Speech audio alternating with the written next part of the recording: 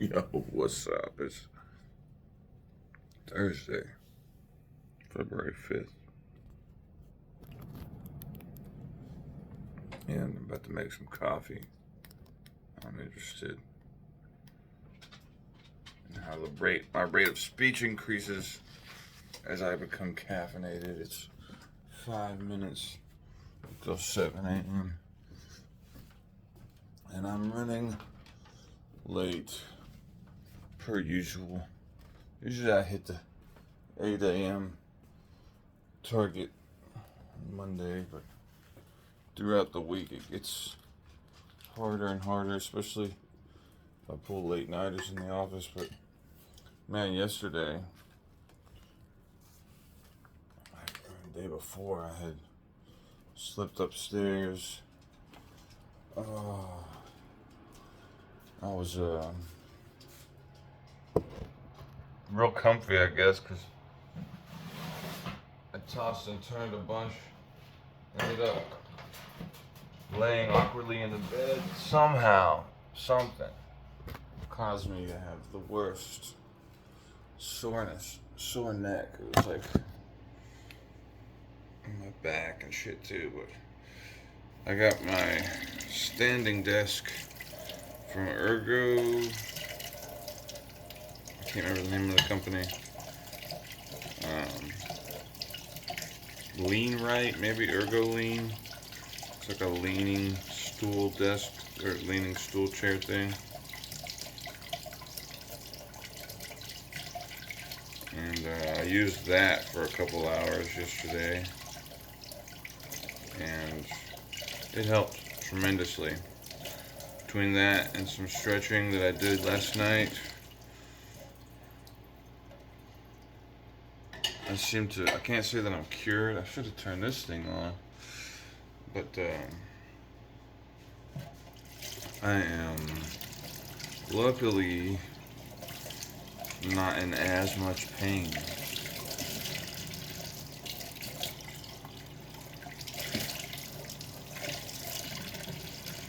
I woke up earlier, I woke up a couple times as I normally do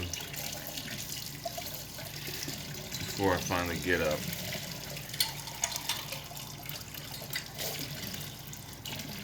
I haven't been needing an alarm clock much the last few years. Kind of got out of the habit of using one. Just maybe as much as anything, it's another one of those like sensory things. Like to wake up with that is so unsettling, jarring. Like it just really starts the day off kind of not an ideal way. But man, I gotta clean this kitchen. I got a mouse. I know I've learned his habits to a degree now. I kind of know probably where and when I'll be able to catch him. I gotta seal up underneath the door on the stove, because that's the only places I think he or she can get up to the countertop here. Being on the ground is not like the end of the world, but being up on the countertop, getting up into the food, being up on the poops too, man. The poops are like, stop this, buddy.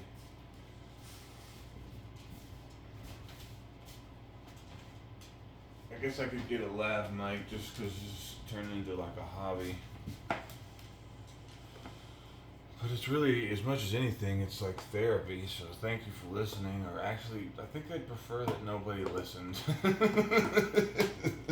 I've made that observation and determination over time of messing with this and thinking about doing it. And like, I want to do it, but I'm not doing it. I tell people I want to do it, and they're like, then just fucking do it, man. What are you waiting on? I met a girl years ago. She told me she was a Quaker, and she asked me, she's like, are you waiting for permission? And I was like, What makes you ask? Like, what an interesting question. That's not something I thought about. Are you, like, being as it's never even, I've never even had that thought into my mind, and you just propose it to me, I have to ask, does it seem like I'm waiting for permission? Because now that I'm thinking about it, it does feel kind of like I'm waiting for permission. Why would I be doing that? And she was like, we've been trained in our society. We've been trained to wait for permission. Man, I did clean up some last night. Obviously, I still got to clean all this stuff up. And I was thinking about doing some other things. Got to clean up the entryway. You want to say hi, Gooby? Come right here.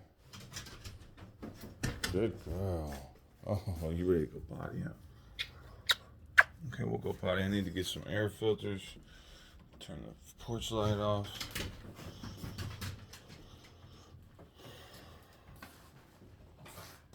She's like, yeah, we Quakers, we don't train our young people to wait for permission to do everything in their lives, you know. Like, sometimes we have to just do things, even without permission.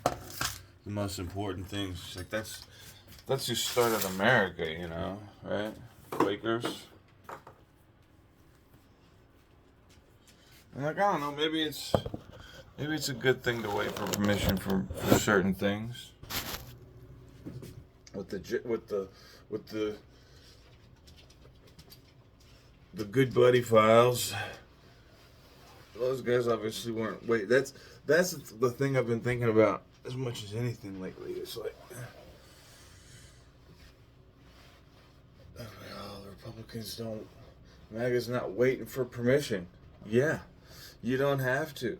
Isn't it wild that we can do ice that can kill people? We could spend billions and billions and tens of billions, hundreds of billions of dollars on this stuff. We can bomb, but we can't do anything about student loan debt. We can't implement some type of universal basic healthcare system, you know. No way, man. Why would we do that?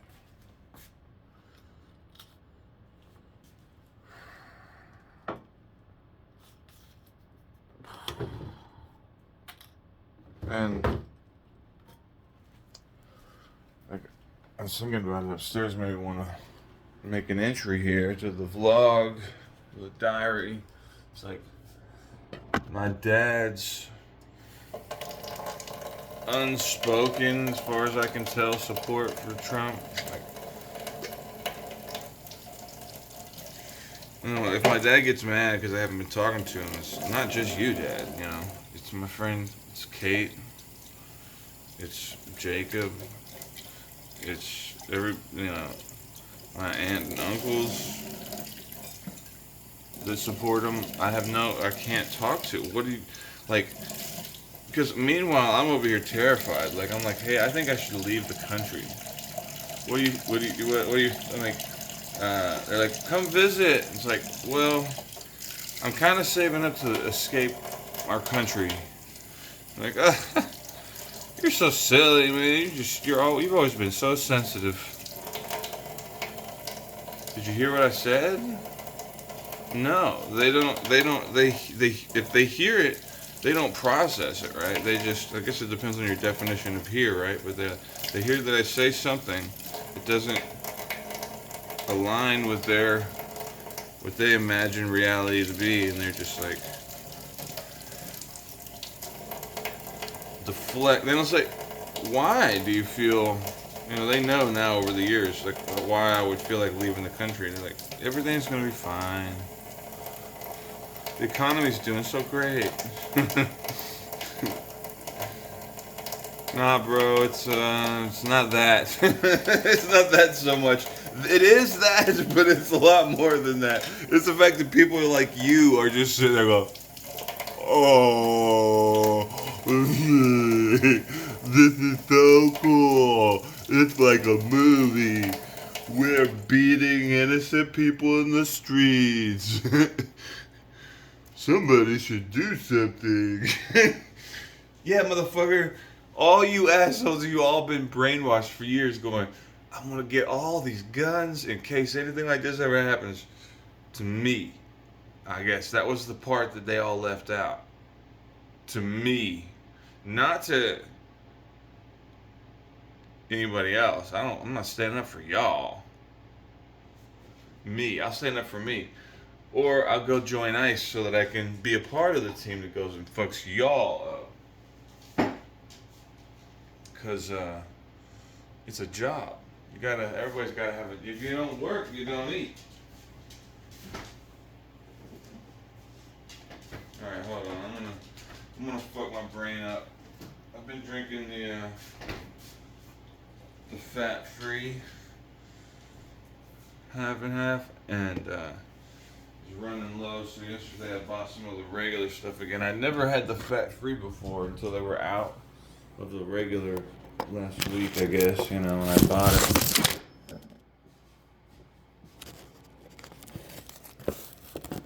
I was like, oh, this isn't gonna be as good, and it's not as good. I just ripped it. Oh, I'm sorry, Daddy.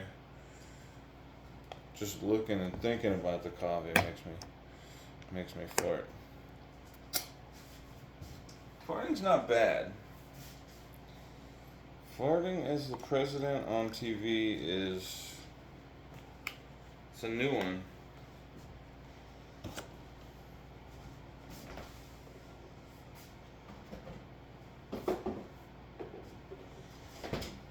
There's my neighbor.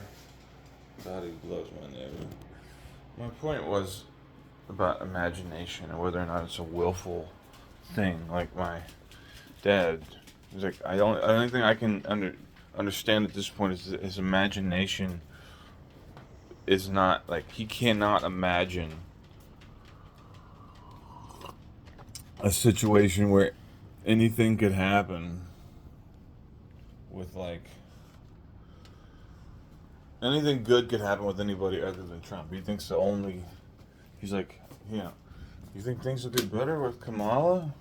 He can't even pronounce it, first of all. That's part of the problem. Like, as much as it sucks, so we shot ourselves in the foot. Why would you put somebody, I don't know, I did the same thing with the Rock. It could just be like a Mary, It couldn't be Mary Harris.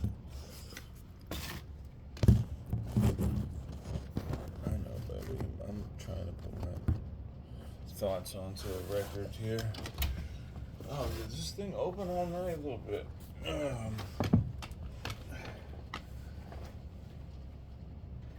So I'm wondering, like, is it that he can't imagine it, or that he won't imagine it? Like he won't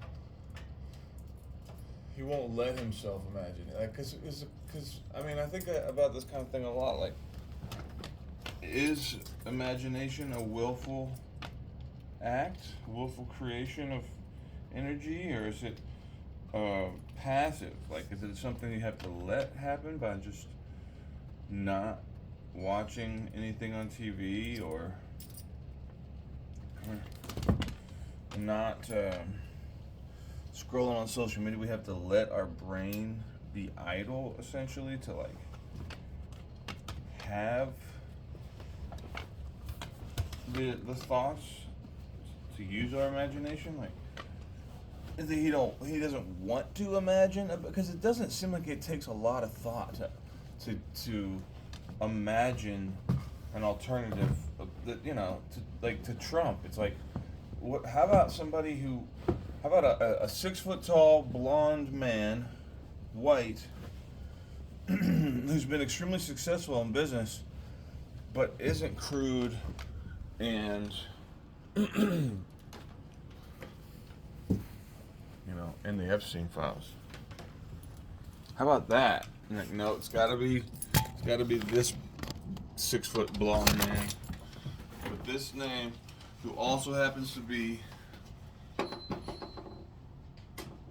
promiscuous as fuck, questionable. The bankruptcies make him look better, because obviously he doesn't give a fuck. Like, I don't know, man. I don't know how exactly we got here, but I know that I'm done letting those people affect my emotional state. Just because that's, it's like a powerful family member, seemingly. A father. The most powerful of the powerful. Like, no, it's gotta be this way, boy. You gotta.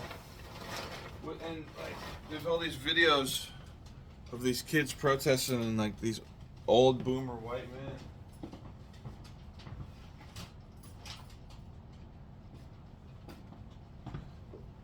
Attacking them, obviously, which is the thing. It's like, that's how you stand up for yourself. You square up on somebody, you get in their face, and you make them afraid, and they'll do what you want them to do. It's like, yeah, but have you tried not being an asshole? Because that works great for me,